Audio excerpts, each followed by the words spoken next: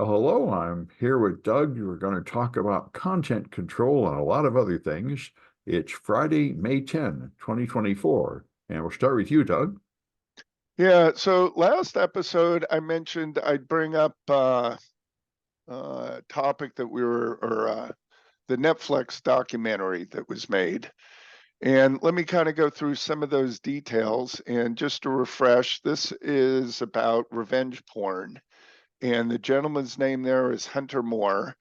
And there's a very good multi-part episode. I think it's 2 or 3 episodes on Netflix. And it's called The Most Hated Man on the Internet. And the gentleman that ran that was out of Sacramento, California, and he ran a website called isanyoneUp.com, and it was abbreviated IAU.com. He, in his heyday, which was about 10 years ago, was attracting 30 million page views monthly, which was yielding him around $8,000 to $13,000 a month in ad revenue. And the content that he had was revenge porn. People would send pictures or videos, short video clips of them having sex with a partner or something, naked pictures, something along those lines. But they're not together anymore. And this was, as the title says, revenge. And this destroyed countless people's lives. I don't know anybody who took their life, but I do know that there are people that lost their jobs over this. And it's pretty devastating.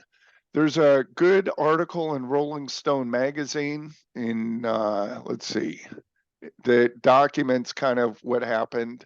There's also a Wikipedia page, but kind of the highlights are on January 23rd, 2014, Moore was indicted in federal court in California following his arrest by the FBI on conspiracy, unauthorized access to protected computers, and identity theft. Then on February 18th, he entered a guilty plea. And by the way, even though he was making $8,000, $13,000 a month, he didn't wind up with any money, kind of like with the Girls Gone Wild videos. That guy, whoever was behind that, I know made in the millions of dollars, but with all the lawsuits, he wound up losing it all and was also broke at the end, so to speak. Yeah. Hunter Moore, same story. He's broke too. He had an accomplice. So Moore entered a guilty plea, and he let's see, was sentenced. I don't agree with this, but this is my opinion. He agreed to a period of let's see, a mandatory prison sentence that I think was 4 years, 4 years, and then 3 years of supervised probation with a $2,000 fine and $145 restitution. Now, let me just kind of clarify here. What Hunter Moore did is he had a partner, and how this whole thing kind of unraveled, which is how The Most Hated Man on the Internet came about. And there was a woman, it happened to be Charlotte Laws, and it's Laws. It was her daughter, took some topless pictures of herself in the bathroom, not meant for anybody. And she needed to get them from her computer, her phone. I don't know if it was Android, Apple, doesn't really matter, but she wanted those pictures onto her desktop. So she emailed them to herself with a Gmail account. Now, what Hunter Moore did is he didn't have the skills to do that, but he employed or partnered with someone else by the name of Charles Evans, who was his accomplice.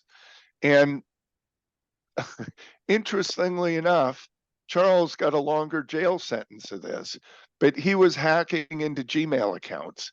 And at random, he just happened to find Charlotte Law's daughter email account with the naked pictures, posted those up there. Yeah. somehow, and I don't know, but Charlotte Law's daughter found out that those pictures were there, and for literally days, weeks, months, pleaded with him to take the pictures down, which he refused, and he was pretty obstinate about it. And pretty much had the attitude of "fuck you, I'm making too much money," which is kind of typical for people doing something like that, I would argue. Yeah. So Charles Evans pleaded guilty to computer hacking, identity theft, confession of stealing hundreds of images from women's email accounts and selling them to Moore. So that's the profit motive there. He also, and Hunter Moore, was facing a 7-year prison sentence, and he let's see, got 2.5 years or 3 years, and Moore got 2.5 years, and was supervised release. But I believe they're both out of prison. Moore was released in 2017 with 3 years probation. He's free and clear. We don't know where he is, what he's doing, or at least I don't know. But the documentary, the reason I bring this up is the documentary is very good and explains how there were no laws, Right. and Charlotte Laws is the one that worked to get these anti-porn laws in effect. And she had 40 witnesses, or 40 other women, I'm assuming they were all women, that was brought to the court's attention. And that's why we passed some laws. I did not check to see if this is nationwide. I know that it's a California law, but I'm assuming it must have gone nationwide. Yeah, well, that's This is why I too big a wasn't deal. surprised when you said the guy that hacked the accounts got more prison because there was actually a law against that.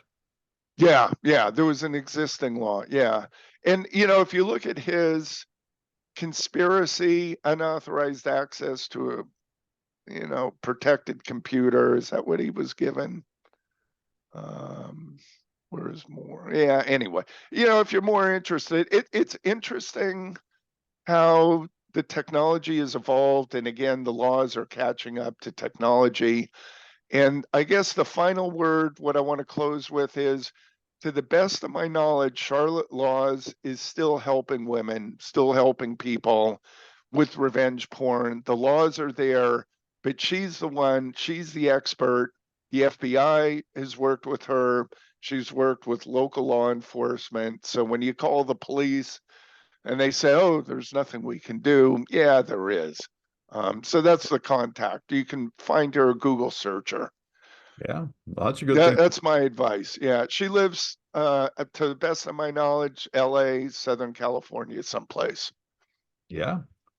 Well, this is right on the topic that seemed to me to be main theme today. Yeah. Jack Dorsey has a big interview explaining what he did with Twitter because he just left Blue Sky, which was the thing he made when he quit Twitter, and he just rage quit Blue Sky.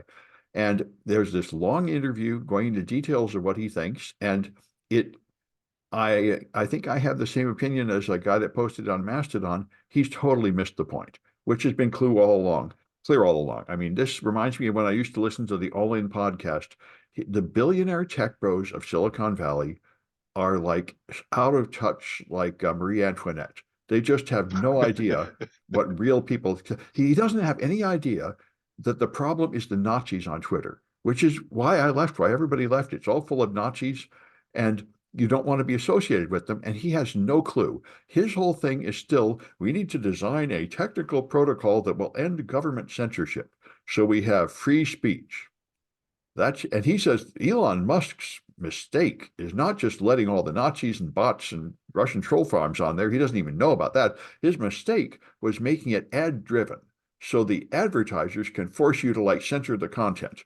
You have to make it an independent Hmm. protocol funded some other way, so that you never have to censor anything. And you have to make it like Bitcoin, the greatest invention ever created, so that nobody can shut it down, nobody can silence anybody, and no government control or regulations ever appear. That's his idea of the ideal internet, which is incredible to me because, like you were just talking about, if you don't censor stuff, this is what happens. You get Yeah. horrible illegal stuff, horrible porn, and you get inauthentic content formed by like Russian bot farms there to push violent agendas. I mean, that's why I think a much more realistic approach, analysis is what I hear many people say now that are experts is social media depends on content moderation. Content moderation is in fact what gives it value. That's why it's worth going there, because you know it'll be on topic and not horrible stuff to drive you away. And what you really need to do is come up with efficient ways to perform content moderation. It's not that if there was just no censorship, we'd have this glorious, happy utopia. Quite the opposite.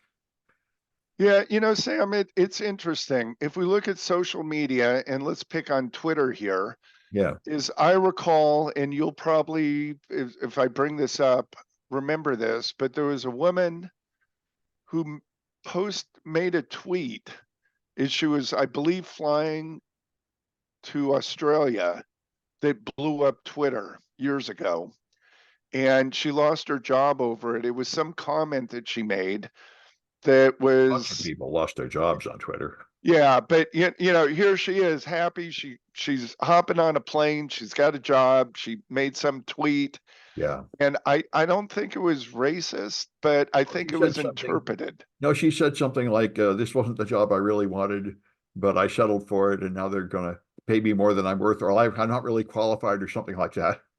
Yeah, and I guess that blew up Twitter for that Yeah. day. By the time she landed, Yeah. her account was totally destroyed. Yeah. Um, and she lost her job over it. Oh, yeah. And yeah, and what I'm saying is, I don't know about Facebook. I'm not a Facebook person, but I have seen on other social media, specifically Nextdoor and Reddit, that some of these subreddits are just, they're dominated by bullies. Yeah. And anytime you post something up there that doesn't agree with their narrative, you get attacked. Yeah. It's the Lord of the Flies. And that's what Twitter is now. Yeah, You have to be with Elon's insane alt-right disinformation or they drive you off. yeah, And yeah, well, yeah. Elon just said, by the way, a couple days ago that the election is going to be completely fraudulent because the blue states are going to let all the immigrants vote. And Yeah. it's incredible how disingenuous and stupid this is. I mean, the point is, the Constitution says congressional districts shall be based on the population in a state, and it doesn't say they have to be citizens. So non-citizens do count towards the number of people in your state to determine how many representatives there are. But that doesn't mean they can vote. And that seems to me pretty logical because that's the number of people that are actually going to be affected by the laws.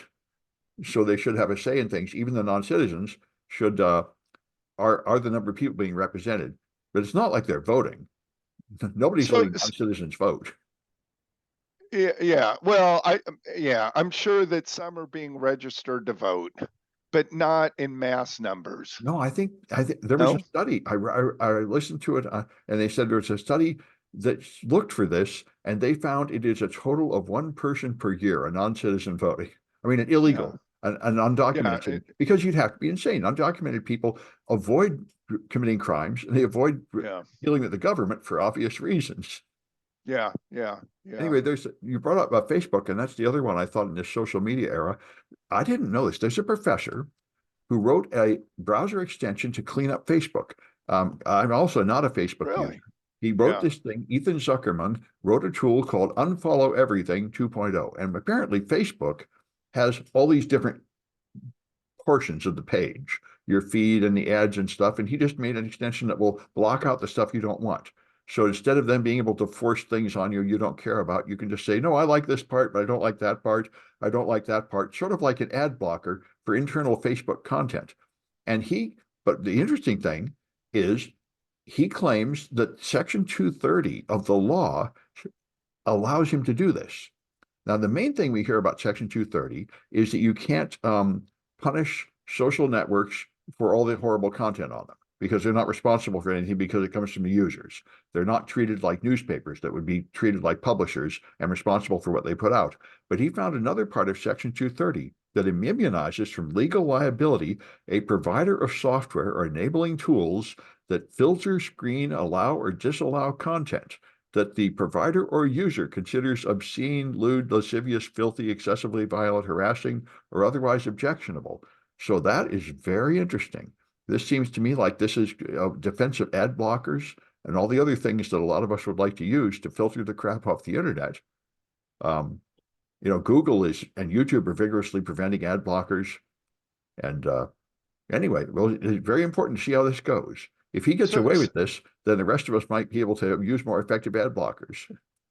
yeah, interesting. So, Sam, just out of curiosity, Yeah. do you know where this 230 originated from? It was back in the book era, I think and there was that was the guy Gore that said he like invented the internet by passing 230. Al Gore. no. But Wasn't it? who's responsible for the content of what they're selling?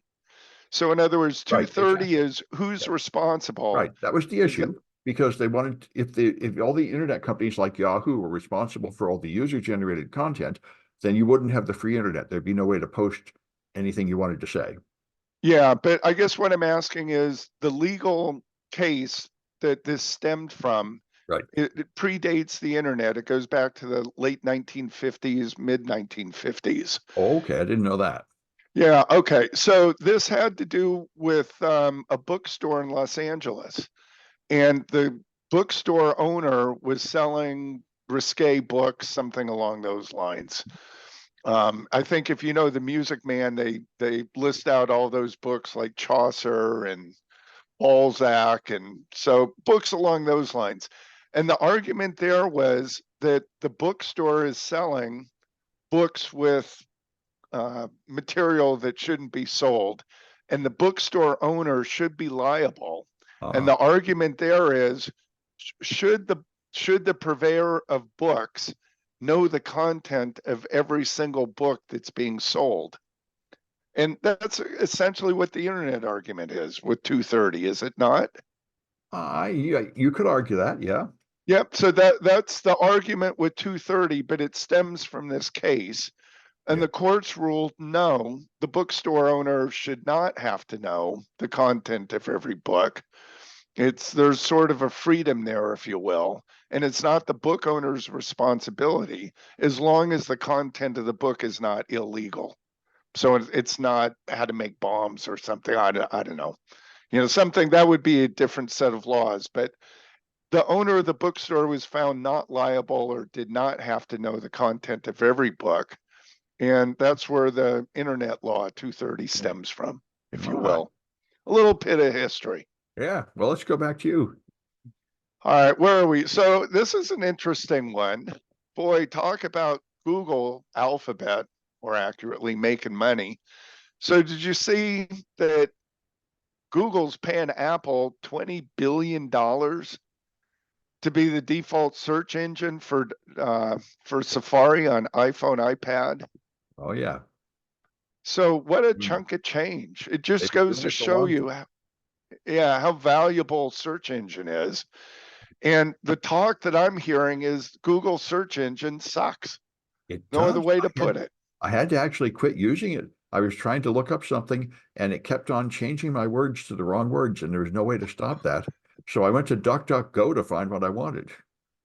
And how do you think? Is that your preferred search engine now, DuckDuckGo? Well, I'm still using Google mostly just because it's the default, but it's Yeah. really, really getting bad. I mean, it the whole first page is nothing but ads, and it's much, much less effective at finding what I want than it used to be. Yeah. So, people in the know are saying this is an inflection point where the internet has been good and we've been able to find things. Yeah, But now here you have, and I'm going to add this in, you have a for-profit company that's taking what I would sort of argue is a public utility. It's yeah, not, but yeah. it's for the public good. And it's always been privatized, but they're dominating it and they're making it less useful. Yeah, but this is what Cory Doctorow calls enshittification. The pressures of being a public company mean that first you do something great, and Yeah. then you say, well, we could make more money by making a cheaper product, and we could make more money by charging people for stuff that used to be free, and we could make more money by betraying our advertisers until, you keep making it worse and worse to make more money until it's crap. So, yeah, little history here, and I'm hearing this about San Francisco, but PG&E's rates are skyrocketing. I think PG&E in at least California, just so people know, if you're in the state of Washington, you buy electricity by the kilowatt hour, which is a unit of measurement like a gallon of gasoline. Mhm. And in Washington state, you're paying 5 cents, 7 cents. If you come down to California, there are over 70 power companies, but PG&E by far is one of the highest in the country.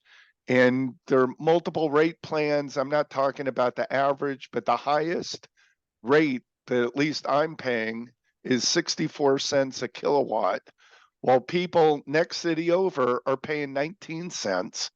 San Francisco, I don't know what the rates are there, but there's a lot of noise about privatization of PG&E, which I would be all for.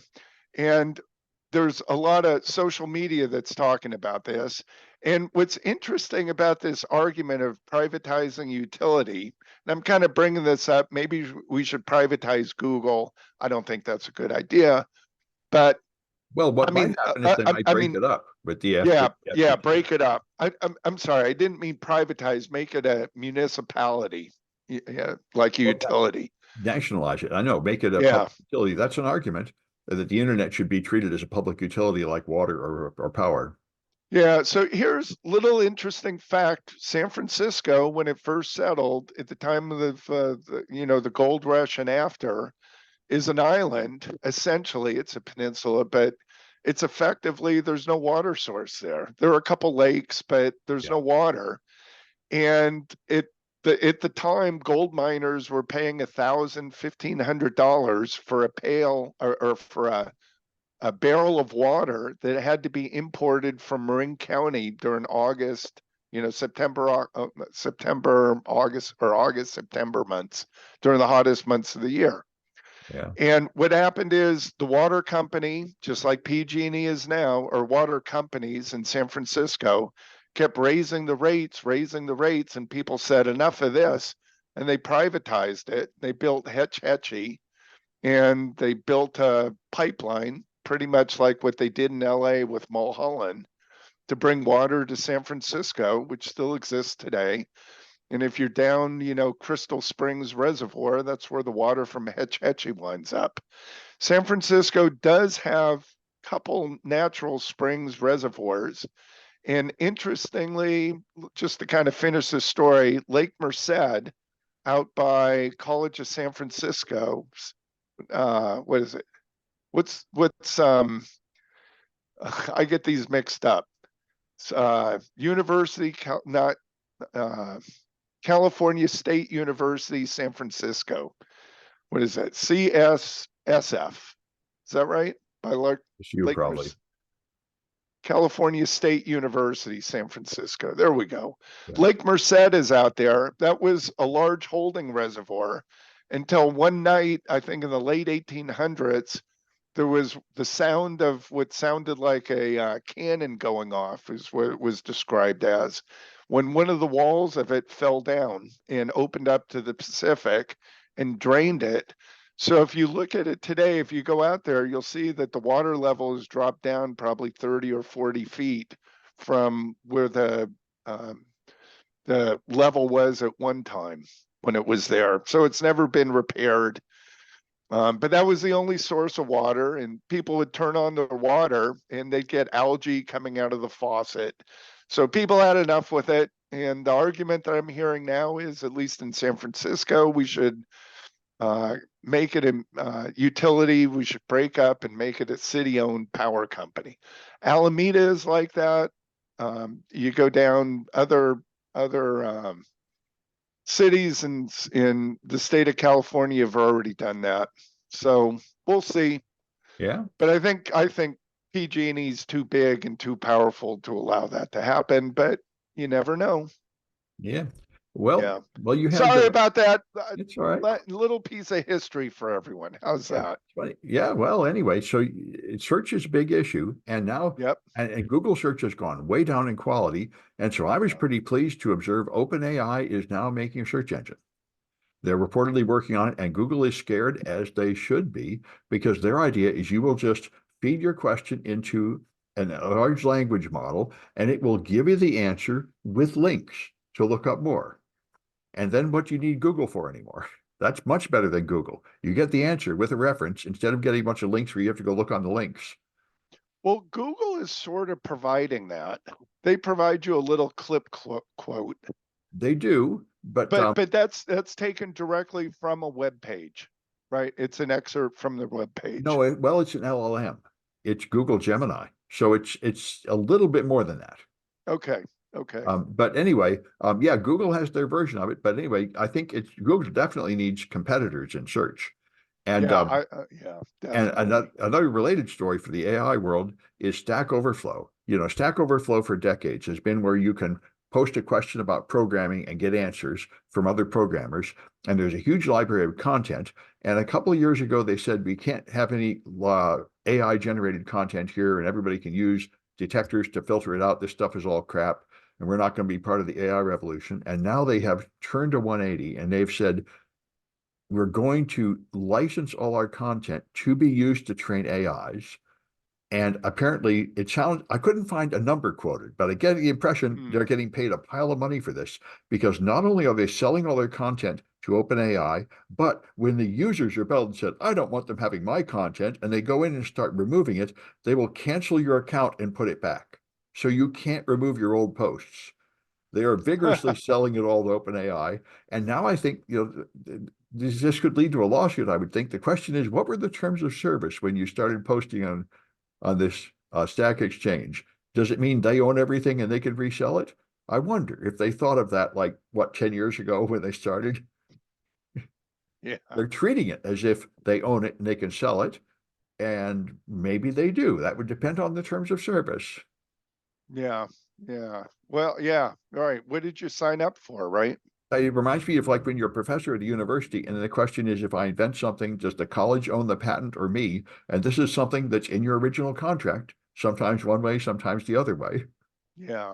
Yeah. Yeah. Interesting, huh? Anyway, let's go back to you. Yeah. So, last episode, I mentioned a product called Zscaler and the whole zero trust initiative. Yeah. And Zscaler, just to kind of let everybody know or refresh, there's this zero trust initiative. And what I'd like to do is kind of talk about how that works, meaning the architecture, describe that to everyone. The product that I know is Zscaler, and I believe if you look at Gartner, that's the one that everybody's buying. It is quite expensive from what I understand. I don't know pricing, but let's talk about the architecture of zero trust.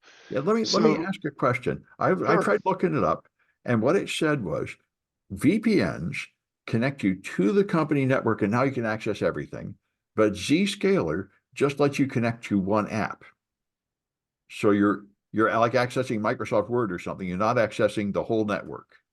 Yeah, so let me kind of describe this because it's a little bit different, and I'll tell you, it took me a while to understand the architecture because you look at their web page and it's not concise.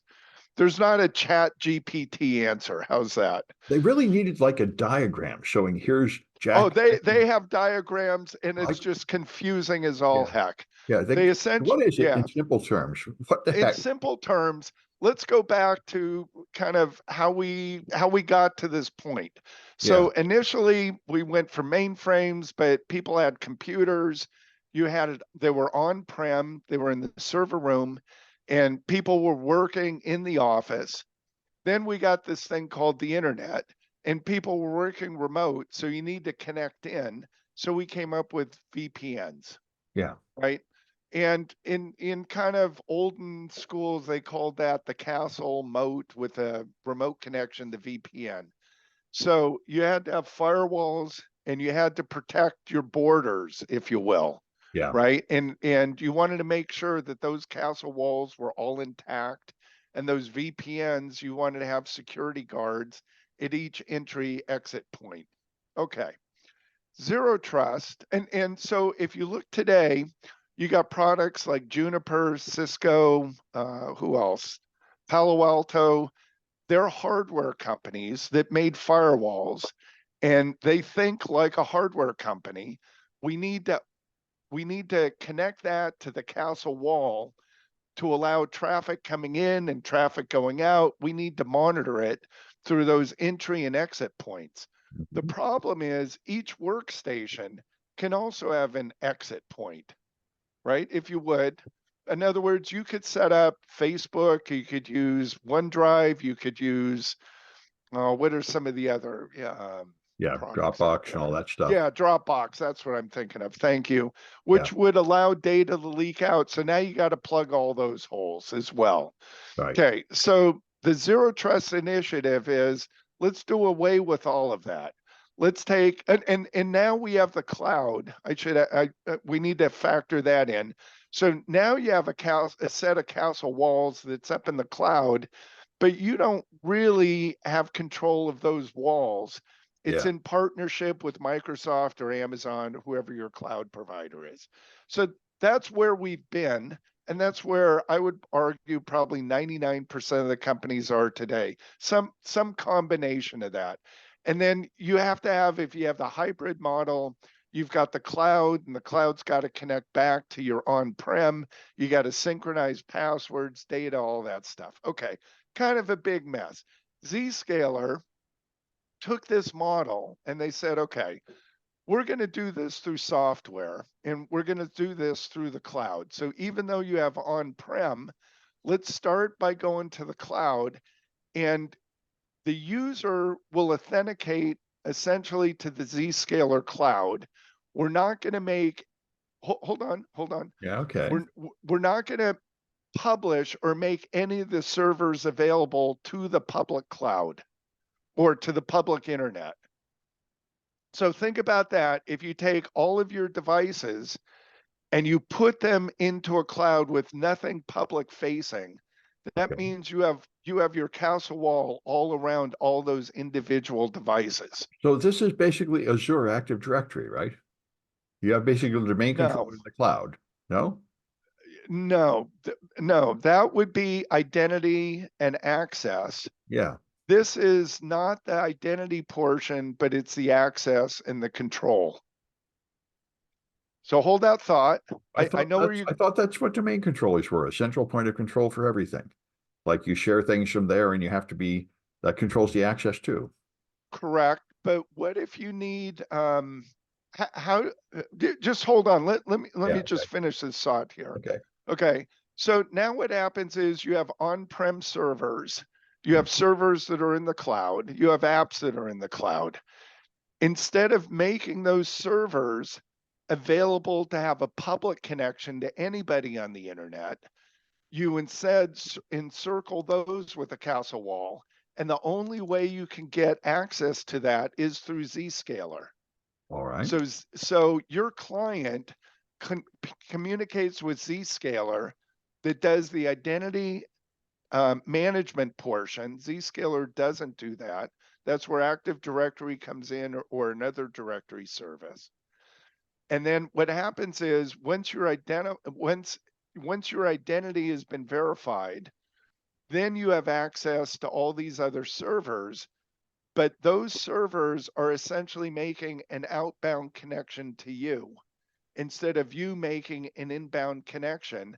That Hmm. way they can't be attacked. There's no public Oh, attack okay. surface. So everybody is like a client with like the Windows firewall. Oh, that is pretty clever. Yeah. So in other words, if we have a server or we have, a website that's for internal use only, Yeah. if it's in the cloud or on-prem, that server doesn't have a public attack surface. Yeah, and everything is phone home security, so it only contacts known users. Exactly. That does sound like a big step forward. Yeah. Now, is it 100%? No, but it's much better than the model that we have today, because that way there's no data leakage. Right. You You mean have to you Yeah. have to go through Zscaler. No, I understand the current model Okay, is based on like physical architecture of the network where you would plug into a switch and then have access to everything. And that's just not a good model for the cloud. correct. Yeah. Right. With zero trust, you trust no one. Right. Right. That makes a Eh, lot of, that's a very good implementation of zero trust. Okay. I can see. So that probably would be worth paying. I would imagine using this, you'll get a lot less hacked. Right. I mean, where's your attack surface? Oh, there's always some way to sneak in. But anyway, I think it will stop a whole generation of attacks like Vista did with ASLR and stuff. Yeah, I mean, Yeah. it really raises the bar. But I mean, you can still send emails and get somebody to click on a link and then run Yeah, yeah, malware inside. And it's got to be a way in. yeah. Don't get me wrong on that. But Yeah. what I'm saying is, instead of having a web server that's Right. available on the internet, Yeah. Yeah. and somebody does a port scan, there's no ports to scan because they're not available. No, it makes a lot of sense. Yeah, Yeah, yeah, this is a much better than a VPN. This is a really private network, uh, non-geographically limited private network, you know. yeah. You are correct. This is And what VPNs are trying to do. Yeah, okay. Well, I'm glad well, you explained it. That's interesting. yeah. So it's not. Is it what? Yeah, it's what VPNs are trying to do. Yeah, But I think the world has changed with public cloud, and VPNs can't do it. yeah. But you've got Palo Alto, you've got Cisco, you got Juniper, you got all these companies out there who are hardware that are trying to adapt this. But Well, the problem is it's a cloud.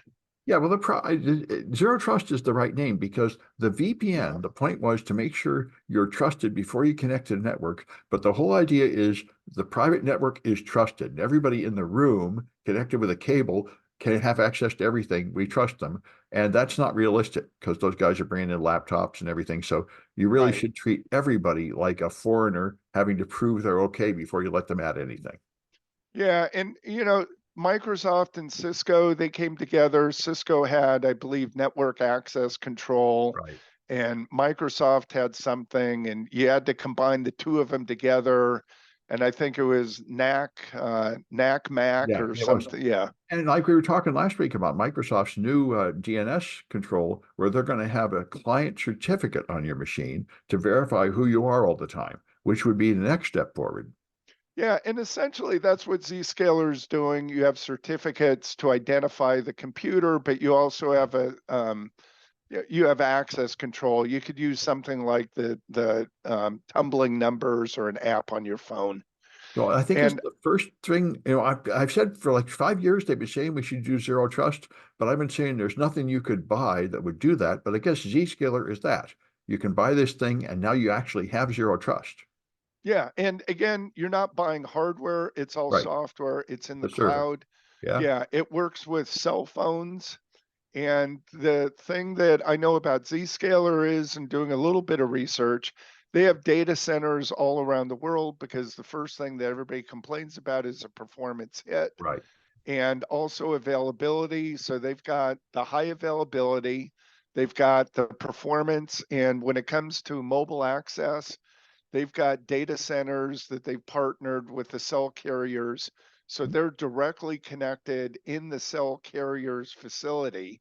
So you don't go from the cell phone company to the cloud or to your bank of servers or whatever, your identity access management, to verify. You can cache data up I believe you can cache data with the carriers to improve performance on that.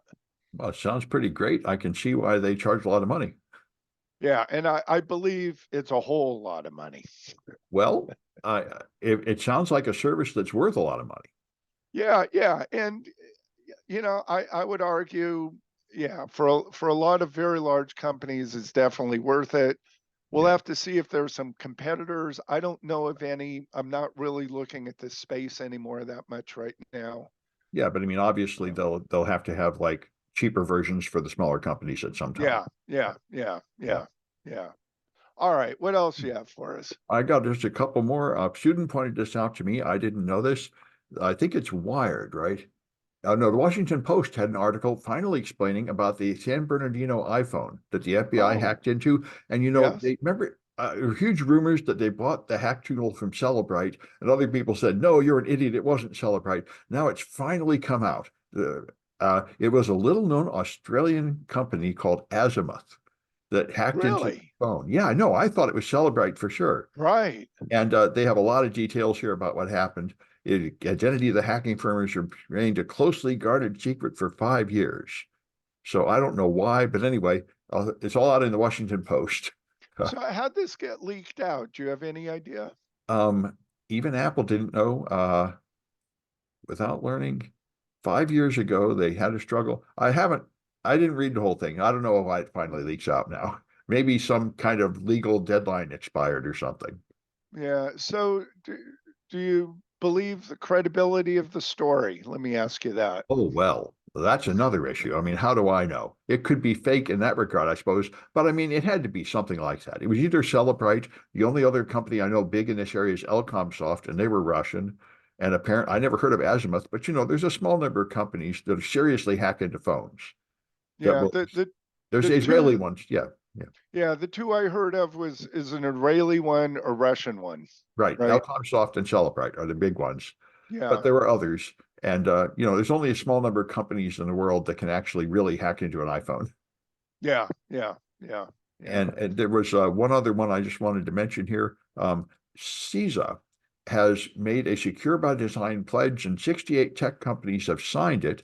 And this seems like a pretty good thing. I think it's sort of non-binding like the Paris Accord, but what they promised is make a good faith effort to work towards 7 goals. And those goals are increase the use of multi-factor authentication, reduce default passwords, reduce one or more entire classes of vulnerabilities, increase the installation of security patches, publish a vulnerability disclosure policy so people can report vulnerabilities and they won't get prosecuted, and you'll actually fix them, and demonstrate transparency in vulnerability reporting by giving a lot more information about the vulnerabilities. And the last one, which really amazed me, is make it easier for customers to spot evidence of intrusions affecting their products. I don't think anybody has that, where there's some easy No, way to tell if you've been hacked. But yeah, those are pretty great goals. And I would have said at one time, they're just lying to you. But I remember after the 2010 hack of China on Google, they had a list like this of things that sounded like science fiction too. I remember I went to a conference, they said, we're going to have to monitor the network for intrusions and have an instant response team to deal with it and all this stuff, which nobody had at that time. And that sounded insanely difficult and impossible. So maybe this is what we're really going to have in like 5 years. Some kind of red light that goes on your gadget. Oh, you've been hacked. we'll see, we'll see. Yeah. And you got something else, Valid Drive, right? Yeah, so I'd like to bring up Valid Drive. I'm going to Yeah. switch screens here. This is from Steve Sure. Gibson. Yeah.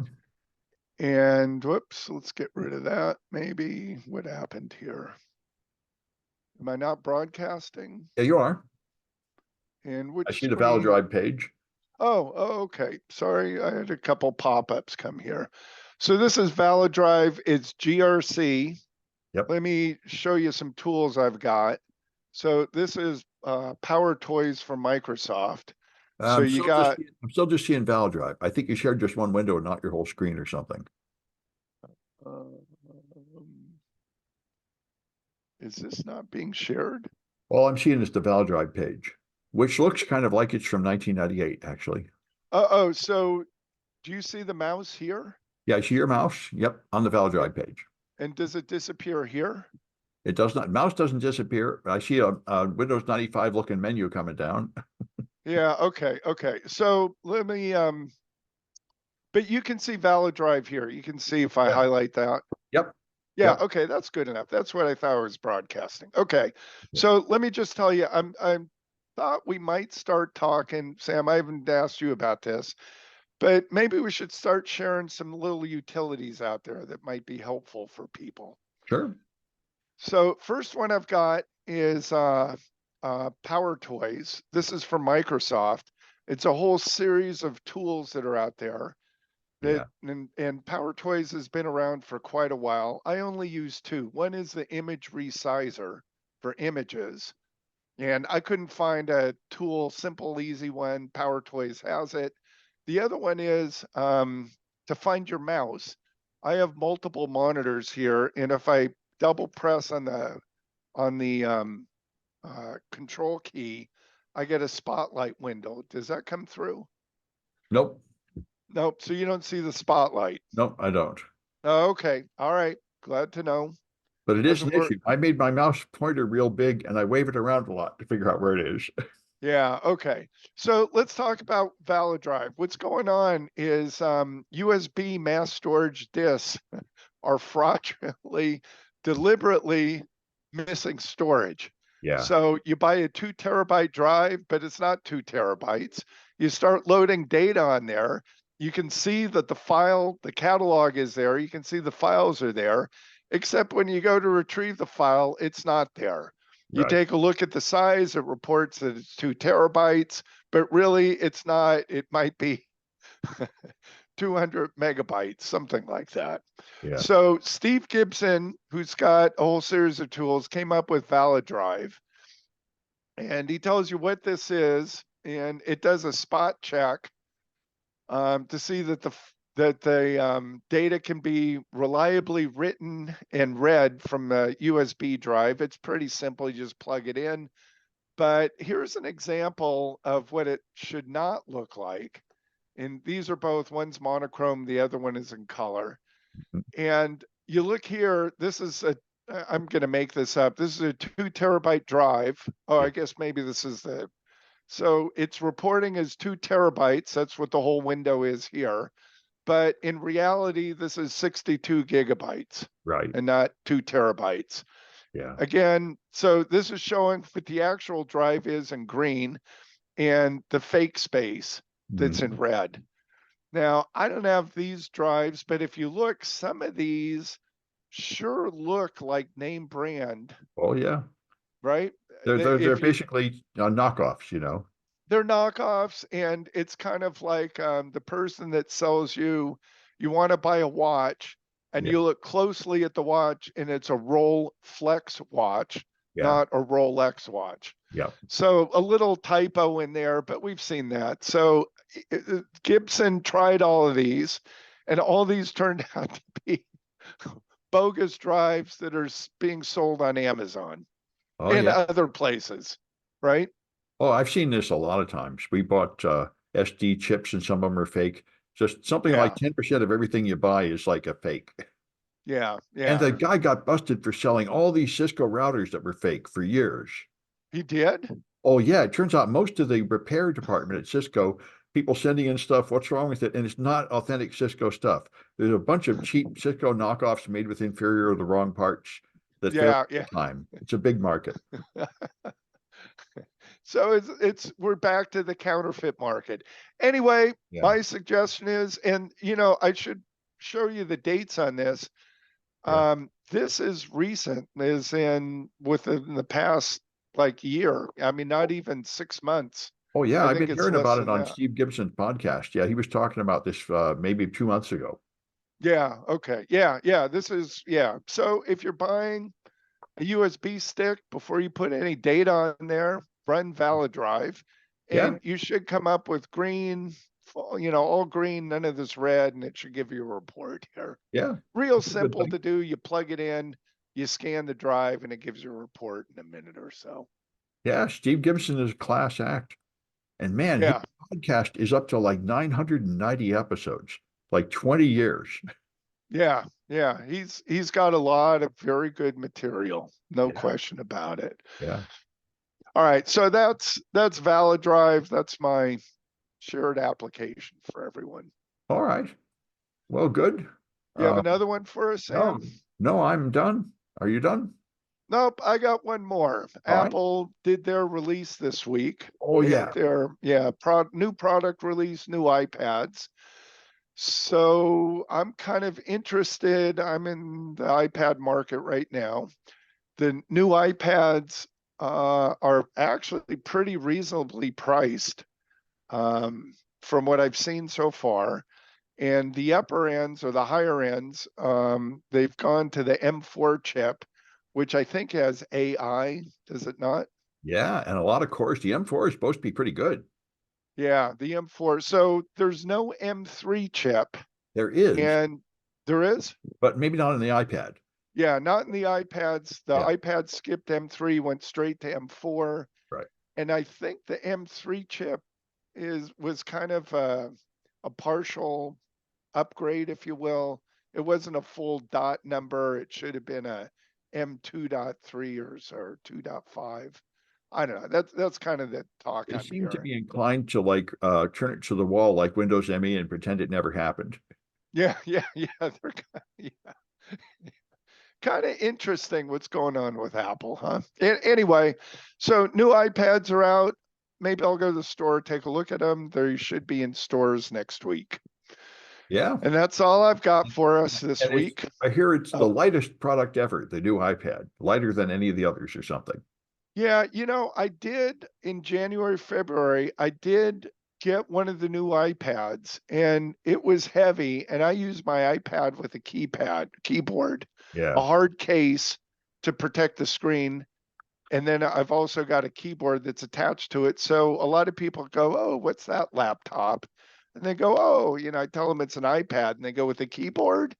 Yeah. And I use it like a laptop. That's me. That's what works for me. I don't use it as a tablet. You basically But recreated the Microsoft Surface. yeah, yeah, yeah, yeah.